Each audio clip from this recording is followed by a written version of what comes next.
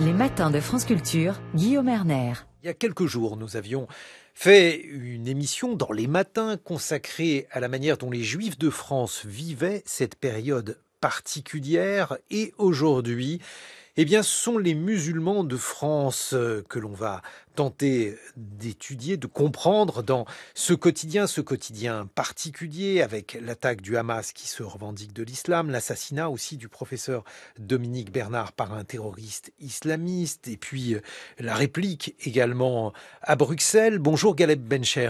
Bonjour Guillaume Erner. Vous êtes islamologue, vous êtes président de la Fondation de l'Islam de France, producteur également de l'émission Questions d'Islam le dimanche de 7h à 8h sur France Culture. Déjà, la première des questions, Galeb Bencher, c'est de savoir à qui je parle. Est-ce en tant qu'islamologue, en tant que président de la Fondation de l'Islam de France que vous allez prendre la parole lorsque il est question des Juifs, par exemple? Eh bien, il y a le CRIF. Pour les musulmans, ça n'est pas exactement la même chose. D'abord, vous parlez à un homme et un citoyen, et rien d'autre dans un premier temps, et dans un second temps, vous parlez à celui qui préside aux destinées de la Fondation de l'Islam de France. L'islam d'ailleurs écrit avec la majuscule qui renvoie à la civilisation et non pas à la religion.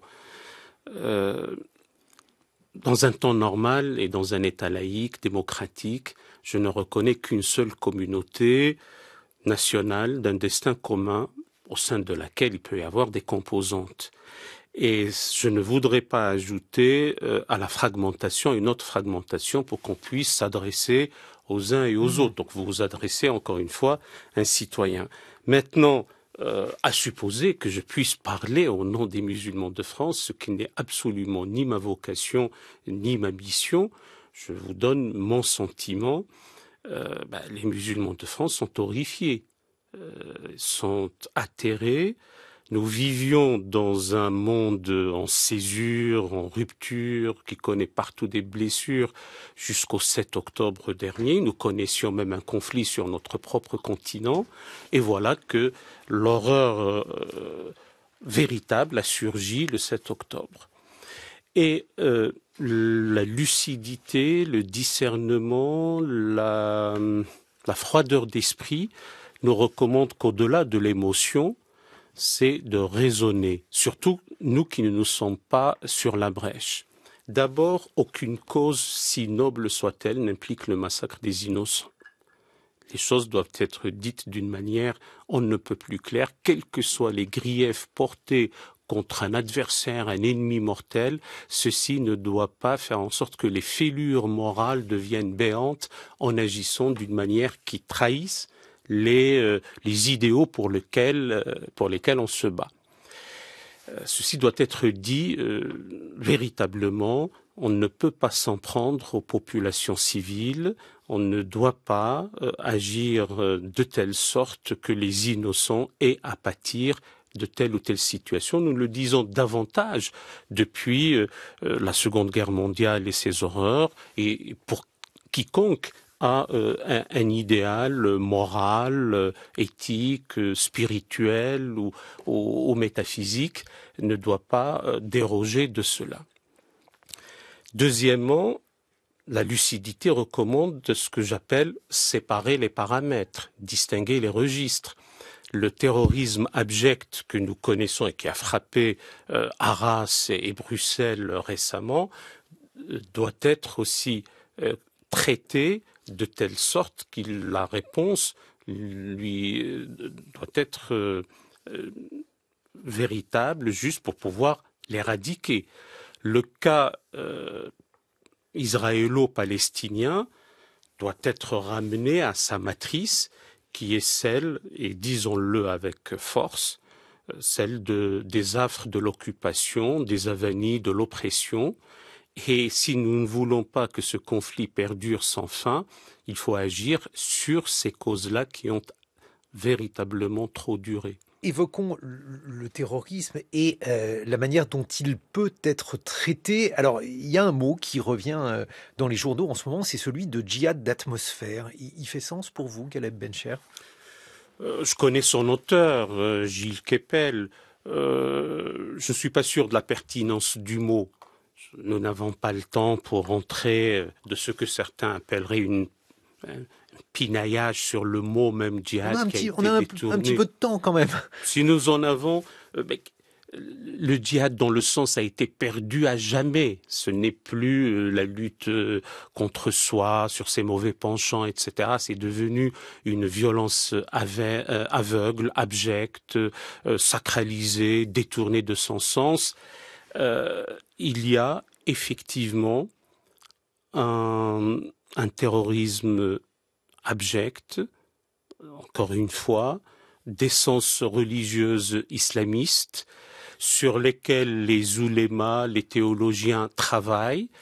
Ils n'arrivent pas à le contenir, à le juguler et à l'éradiquer. Pardonnez-moi, je vous ai interrompu, Ghaleb Bencher. Justement, c'était presque plus sur le mot atmosphère que je voulais vous voir réagir, parce que on n'est pas certain. Alors, l'enquête ne fait que commencer dans un cas, dans l'autre, pour le tueur de Bruxelles, la Belgique parle d'un loup solitaire, terme qui généralement est assez problématique malgré tout, mais enfin, on ne sait pas comment il y a eu conversion de ces individus vers la violence. Est-ce qu'ils l'ont fait de manière autonome? Est-ce qu'ils l'ont fait avec d'autres personnes, d'autres religieux? Bref, c'est ça en fait la question qui se pose aujourd'hui, et j'aimerais votre regard là-dessus. S'il s'agit de ce loup solitaire, en reprenant le vocabulaire des autorités belges, il aurait dit qu'il voulait venger l'autodafé fait au Coran en Suède. Ce qui est un non-sens total. Ce n'est pas en tuant des innocents qui sont venus supporter leur équipe nationale qu'ils puissent venger quoi que ce soit, d'ailleurs, à supposer qu'il y ait lieu de parler de vengeance.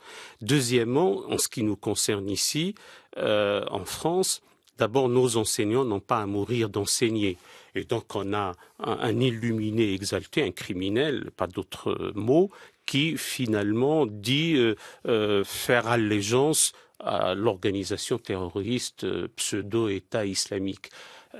Il y en aurait peut-être aussi d'autres. Ce sont aux forces de l'ordre et de renseignement d'être extrêmement vigilantes et d'agir contre ces dérives meurtrières et mortifères. Mais est-ce que les autorités religieuses musulmanes n'en ont pas fait assez pour lutter contre ces dérives?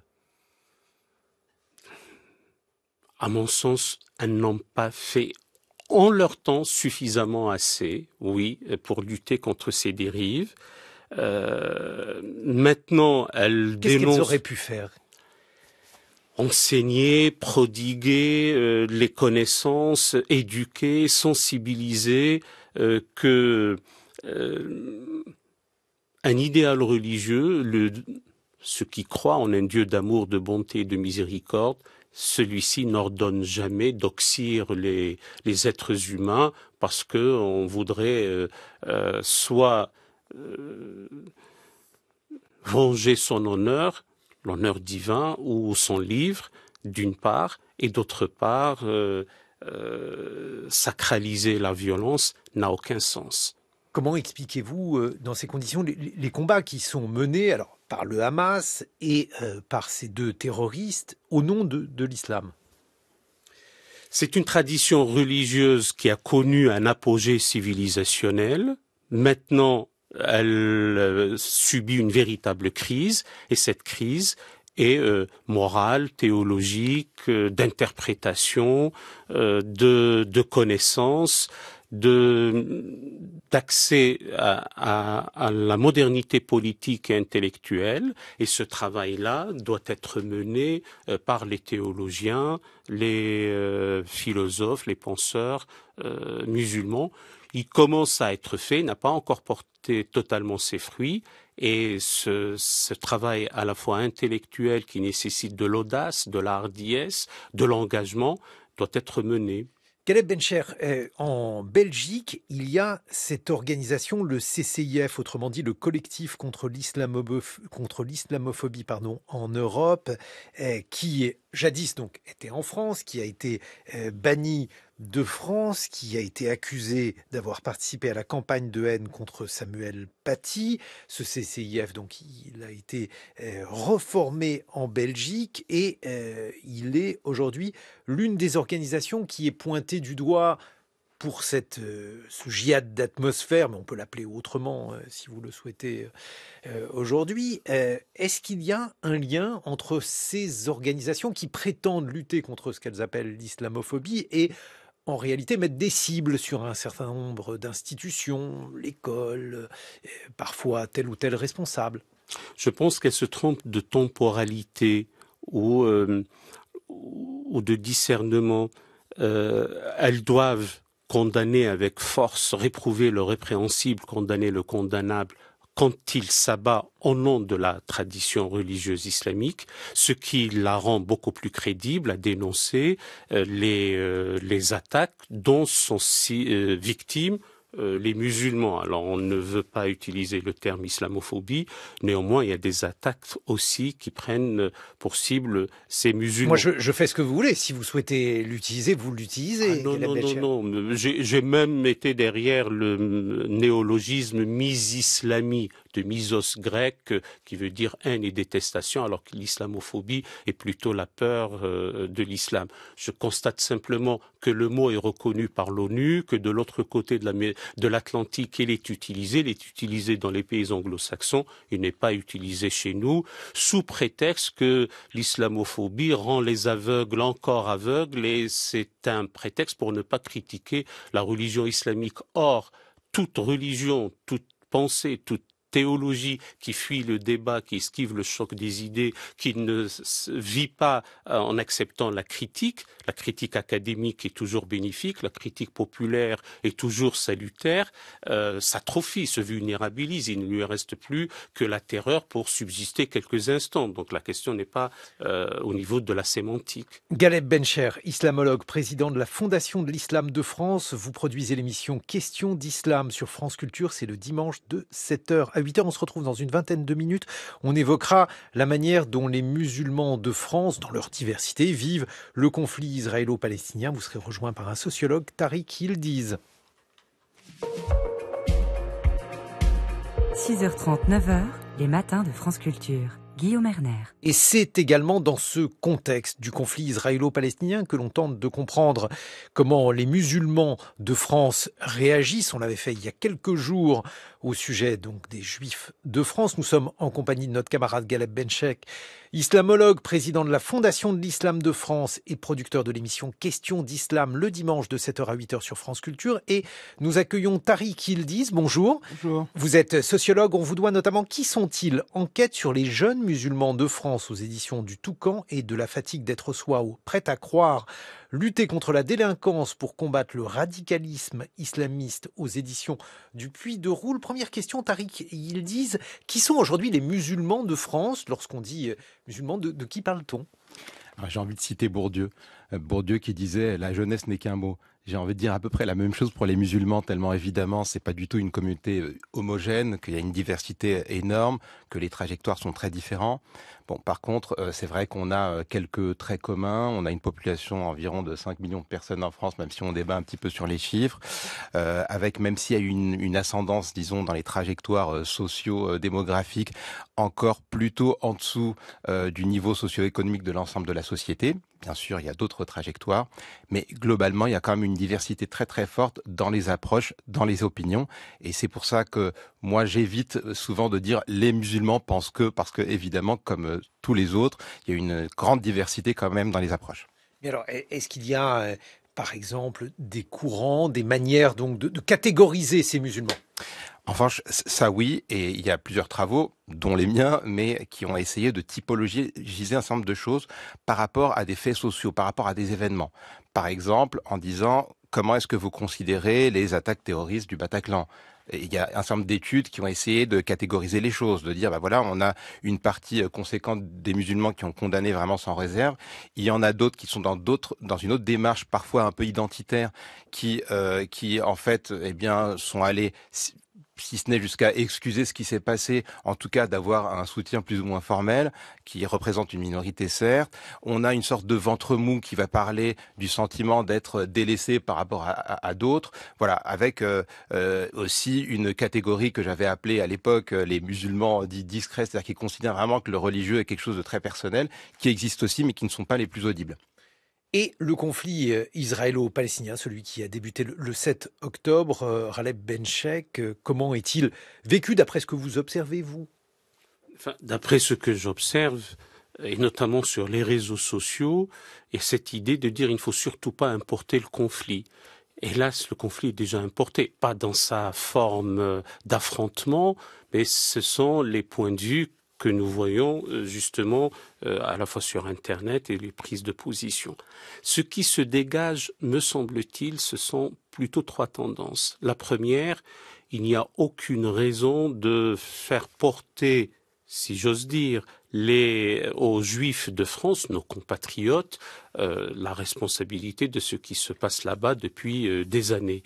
Deuxièmement, la solidarité ne doit pas être une solidarité d'instinct, une solidarité inconditionnelle, une solidarité allant de pair avec l'appartenance confessionnelle ou ethnique ou que sais-je encore. C'est une solidarité qui doit être fondée sur le droit et la justice. Et troisième point, horrifiés qu'on est tous et que sont ces jeunes gens, notamment, il y a lieu de canaliser à la fois cette émotion et aussi une volonté d'exprimer une manière de dire que les civils ont payé le lourd tribut de ce conflit. Le fait de dire on a peu entendu les responsables de la communauté pendant l'attaque du Hamas, est-ce que c'est injuste? Est-ce que c'est hors de propos? Puisqu'on pourrait considérer finalement que ces personnes sont françaises et qu'elles n'ont pas à s'exprimer sur des actes perpétrés à l'étranger. J'ai dit au début de notre entretien tout à l'heure, Guillaume, qu'il faut savoir condamner le condamnable, réprouver le répréhensible, et surtout lorsque les agissements prennent pour cible des innocents. Aucune cause ne le justifie, et de quelque ordre que ce soit. Maintenant, et indépendamment de ce conflit, il y a ce qu'on appelle l'injonction paradoxale. Dans un premier temps, on demande aux musulmans de France de se fondre d'une manière caméléonesque au sein de la nation et que rien ne doit les singulariser. Ils ne doivent pas se déterminer autrement que d'être des citoyens. Et en même temps, et concomitamment, on leur demande de se déterminer cette fois-ci comme musulmans. À ma connaissance, les porte-parole, si je puis dire ainsi, en tout cas de la partie cultuelle, ont pris position, ont condamné les exactions du Hamas, que rien ne justifie. Tariq Yildiz, en tant que sociologue, qu'est-ce que vous en pensez? Oui. Alors déjà sur le fond, je ne peux que souscrire évidemment à ce qui vient d'être dit, mais vraiment quand on a les premiers retours terrain, ça vaut ce que ça vaut, puisqu'il n'y a pas encore eu d'enquête sociologique digne de ce nom qui a été réalisée. Mais c'est vrai qu'on entend beaucoup cette question d'injonction. Pourquoi est-ce qu'on nous force à nous positionner en tant que musulmans? Pourquoi pas nous le demander en tant que citoyens, ça d'accord, mais pourquoi en tant que musulmans? Ça, je l'entends beaucoup. Parmi des gens qui vraiment condamnent tout ça, vraiment sans réserve.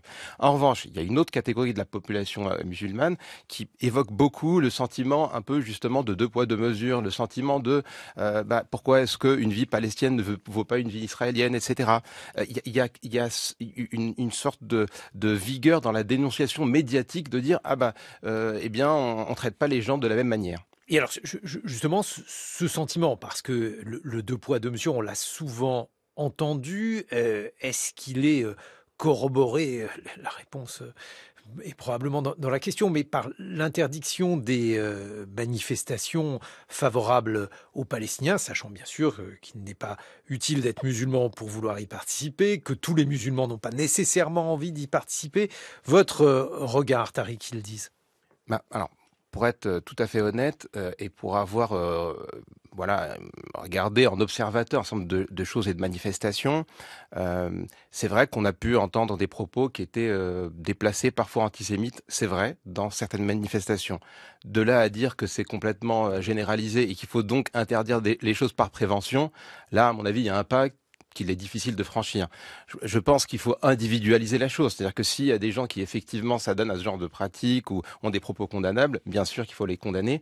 Mais c'est vrai que de se dire que par prévention, on va interdire les choses me semble assez particulier. Ghaleb Benchek. À ce sujet, nous sommes en phase. On ne doit pas, me semble-t-il, il n'y a que la France, et j'ai cru comprendre que l'Allemagne, qui, dans le monde dit libre, interdit les manifestations qui veulent exprimer leur solidarité avec la population gazaoui. Si des propos sont proférés et qui tombent sous le coup de la loi, des propos antisémites, racistes, eh bien, à la justice devrait et de sanctionner les auteurs de ces propos. De là à aller interdire là où les manifestations, ce n'est pas bon parce que cela ne canalise pas le sentiment, indépendamment de l'appartenance confessionnelle, de ceux qui sont horrifiés, ou simplement ceux qui appellent à la paix, dans la région et qui veulent trouver une solution juste et durable, fondée sur le droit et la justice, la sécurité pour les uns, la dignité pour les autres et la paix pour tout le monde. Mais alors, est-ce que ça renforce, je ne sais pas, par exemple, le deux poids deux mesures qu'évoquait Tariq Yildiz à l'instant, Ghaleb Benchek? Oui, ça le renforce sur un autre exemple que je donnerai tout de suite qui n'a pas un lien direct avec notre sujet, c'est que nous avons deux individus qui ont été condamnés par la justice. Le premier, condamné pour propos haineux, racistes, antisémites, il est interdit d'antenne partout, interdit de représentation, et à juste raison. Parce que la parole raciste et antisémite n'a pas sa place. On a un autre qui est condamné pour les mêmes faits, prétend être candidat à la magistrature suprême, ce qui lui donne la possibilité de continuer à dire ses propos, et ceci est inacceptable et intolérable. Donc ce deux poids deux mesures, nous l'avons vécu, nous le vivons. Mais alors là, en l'occurrence, il ne s'agit pas d'un clivage religieux ou d'autre chose. Il s'agit donc d'une manière d'organiser les choses dans le débat public. Ghaleb Benchek. Ah, bien entendu, j'ai jamais dit que le clivage est d'ordre confessionnel, d'autant plus que ce qui se passe au Proche-Orient, en principe, et d'ailleurs ça n'a jamais été à l'origine, un conflit d'ordre confessionnel ou religieux, c'est un conflit de territoire politique et qui nécessite une solution politique et un courage au niveau de la prise de position pour cette solution politique, en respectant la légalité internationale. Tariq Yildiz, alors parmi donc les différentes explications qui ont été données, il y a la porosité de ces groupes favorables à la Palestine, ces militants en faveur de la Palestine, à l'antisémitisme. Donc j'ai bien dit porosité, je n'ai pas dit qu'il y avait équivalence. Qu'en pensez-vous en tant que sociologue ? Oui, honnêtement, c'est pour ça que j'ai pas envie, malgré ce que j'ai dit tout à l'heure, de donner l'impression quand même que tout ça tombe du ciel. C'est-à-dire qu'il y a une réalité quelque part. Il y a, et je dis évidemment pas que c'est une majorité, mais il y a des propos qui sont antisémites qui sont tenus, il y a des mouvances qui sont plus ou moins respectables dans tout ça, qu'on voit à l'œuvre parfois sur le terrain, qui peuvent être plus ou moins représentatifs d'ailleurs, mais qui existent. Et donc c'est pour ça que quand je parle de deux poids deux mesures, je parlais de la perception des musulmans. Après, le fait de savoir si effectivement il y a vraiment une grande injustice ou pas, c'est autre chose. Mais en tout cas, il y a une perception très très forte.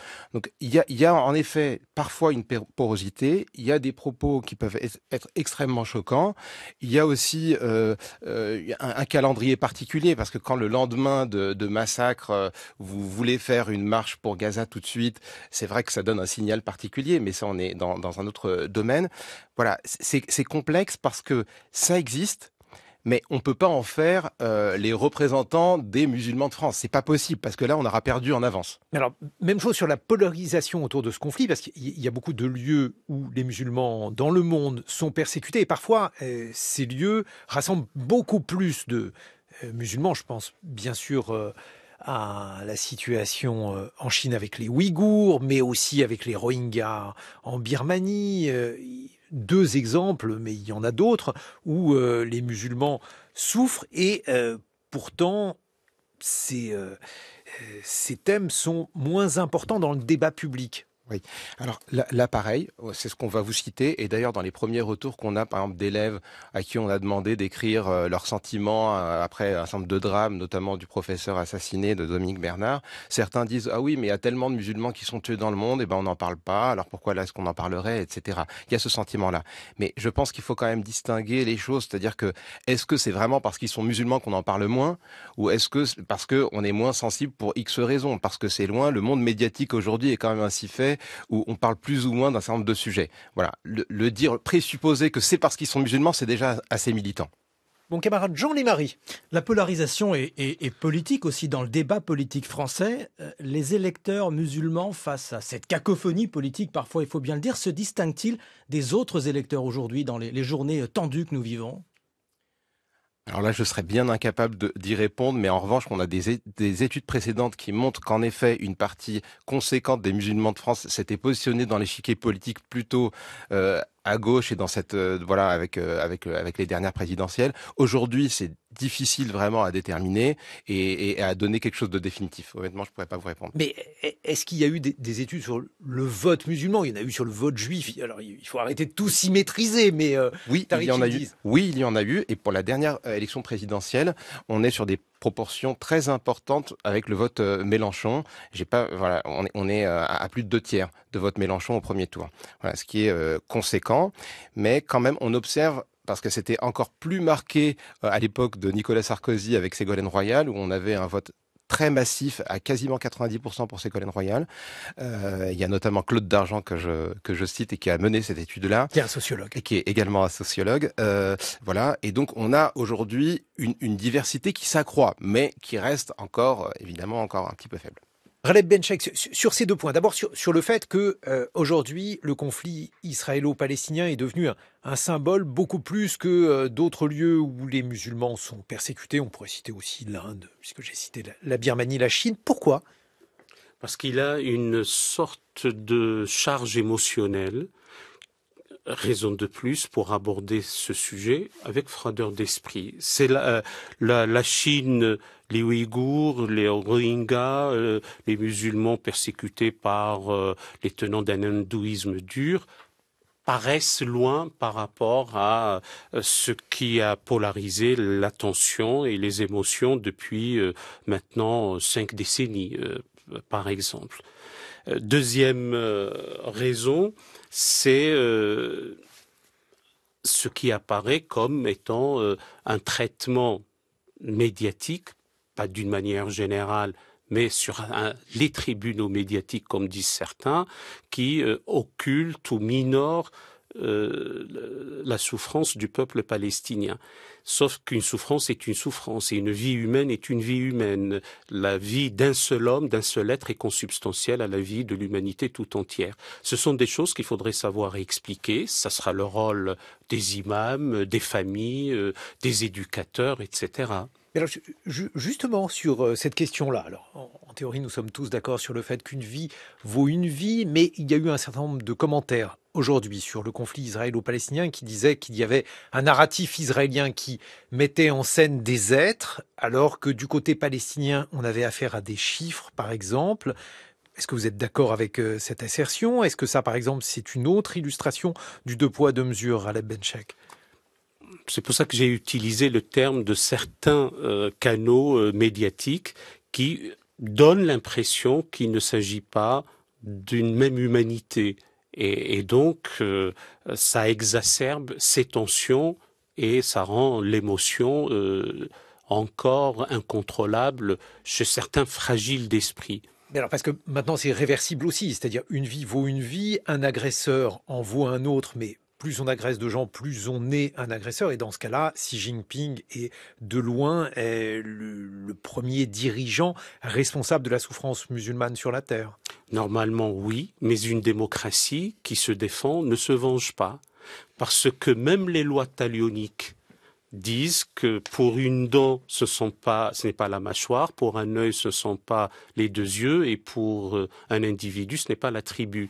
Donc c'est la réaction qui est, lorsqu'elle est démesurée et disproportionnée, continue à faire en sorte que, au lieu de trouver des solutions à un conflit qui a assez duré, même longuement était là, eh bien, il faut à un moment donné entrer au lieu d'un cycle infernal de violence, plutôt dans la désescalade. Qu'est-ce que vous en pensez, Tariq, qu'ils disent justement sur ces manières donc de considérer qu'on a affaire à une cause qui est niée, celle des musulmans, mais dans le même temps, il y a aussi le sentiment qu'il y a des polarisations sur certains conflits au détriment d'autres. Donc là, je parlais par exemple des Ouïghours. Il y a vraiment une question de distance, parfois morale, parfois géographique, parfois physique, par rapport à la manière dont on peut vivre les choses. Et aujourd'hui, le monde médiatique est ainsi fait. Mais je pense qu'il serait quand même dangereux de laisser entendre que parce qu'ils seraient musulmans, les gens ne seraient pas intéressés. Moi, honnêtement, je pense pas. Je pense que par rapport aux dernières images qu'on a pu voir avec l'hôpital qui a été détruit, je pense que ça va susciter l'émotion si ce n'est déjà fait. Que quand on voit les choses, que quand la société voit les choses, elle s'émeut de la même façon en réalité. Mais parfois on les voit pas pour X raisons, parce que c'est loin, parce que c'est pas dans nos sociétés, parce que c'est pas dans nos codes, parce qu'il n'y a pas les images. Ou alors parce qu'il y a d'autres grilles de lecture, parce que peut-être que ce qui joue, c'est la proximité, une sorte de sentiment de panarabisme. Et alors dans ce contexte-là, c'est plus une forme de solidarité arabe qui ferait que, par exemple, les Rohingyas ou les Ouïghours ne relèvent pas de cette catégorie, Tariq, qu'ils disent. Peut-être un petit peu, mais à mon avis, c'est plutôt à la marge. C'est vrai qu'il y a une dimension identitaire très forte avec la question palestinienne ici. Ça a été érigé parmi un certain nombre d'individus en France qui a des difficultés d'ordre plutôt identitaire. Et je cite mon amie et collègue Anne-Clémentine Larocque qui a écrit un livre qui s'appelle Le Trou identitaire, qui parle un petit peu de ces sujets-là. En effet, on a quelque chose qui se joue à ce niveau-là, qui est de l'ordre de l'identité, et parfois on porte des étendards qui nous dépassent. Ghaleb Bencher, c'est un peu à l'islamologue en particulier que je m'adresse. On a l'impression chaque jour un peu plus que le monde s'enfonce dans les ténèbres. On se réveille le matin en se disant que la situation est encore pire que le jour précédent. Est-ce que vous voyez une lumière? Est-ce que vous imaginez quelque chose qui permettrait de se sortir de cette situation un peu accablante? Oui, parce qu'il ne faut jamais abdiquer, il ne faut jamais renoncer à croire qu'il y aura un avenir radieux dans la région et ailleurs. C'est vrai que l'espèce humaine donne à voir qu'on est effectivement dans les ténèbres et qu'elle est vile, qu'elle est arrogante, qu'elle est encline à la violence. Et en même temps, il faut croire que c'est possible. Dans sa longue et lente maturation, l'humanité saura vaincre la barbarie. Bon, mais comment ? Par l'éducation, l'instruction, l'acquisition du savoir. Je voulais dire à plus brève échéance. Avoir un entretien comme nous l'avons maintenant, d'une manière sereine, calme, et surtout, je l'ai dit, je le répète, comprendre que la solidarité ne doit pas être une solidarité d'instinct. Aide ton frère qui soit oppresseur ou opprimé. Quand il est opprimé, on le comprend, mais quand il est oppresseur, eh bien, pour qu'il lève son oppression. Aide ton frère qu'il soit agresseur ou agressé. Quand il est agressé, on le comprend, et quand il est agresseur, qu'il lève son agression. C'est ça l'idée. L'idée n'est pas un alignement inconditionnel sur les uns et les autres, avoir des règles éthiques dont on ne déroge pas. Si j'allais dire ma mère a tort, je préférerais la justice à ma mère. Je crois que c'est une phrase célèbre, Ghaleb Bencher.